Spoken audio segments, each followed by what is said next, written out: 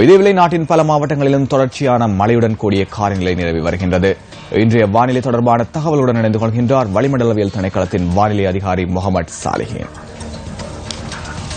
நாட்டின் பெரும்பாலான பகுதிகளில் பிற்பகல் மற்றும் இரவு வேளைகளில் மழை அல்லது இடியுடன் கூடிய மழை பெய்வதற்கு உகந்த நிலையில் வளிமண்டலவியல் நிலைமைகள் காணப்படுகின்றது. நாட்டின் பல பகுதிகளில் பிற்பகல் 2 மணிக்கு பின்னர் இடியுடன் கூடிய மழை விருத்தியடையும். சப்ரகமுக மேல் மற்றும் தென் மாகாணங்களில் காலை வேளையிலும் மழை பெய்யக்கூடும். சில இடங்களில் சுமார் 100 மில்லிமீட்டரிலும் கூடிய பலத்த மழை பெய்யக்கூடும் என எதிர்பார்க்கப்படுகின்றது. இடியுடன் கூடிய மழை பெய்கின்ற வேளைகளில் தற்காலிகமாக பலத்த காற்றும் மின்னல் தாக்கங்கள் ஏற்படக்கூடும். இவ்வாறான சந்தர்ப்பங்களில் பொதுமக்கள் அவதானத்துடன் செயற்படுமாறு கேட்டுக் கொள்ளப்படுகின்றனர். கடல் பிராந்தியங்களை பொறுத்தவரையில் புத்தளம் தொடக்கம் கொழும்பு காலி ஊடாக ஹம்பாந்தோட்டை வரையான கரையோரத்துக்கு அப்பாலுள்ள கடல் பிரதேசங்களில் மழை அல்லது இடியுடன் கூடிய மழை பெய்யக்கூடும். நாட்டை சூழ உள்ள கடல் பிராந்தியங்களின் பல இடங்களில் பிற்பகல் 2 மணிக்கு பின்னர் மழை அல்லது இடியுடன் கூடிய மழை விருத்தி அடையும்.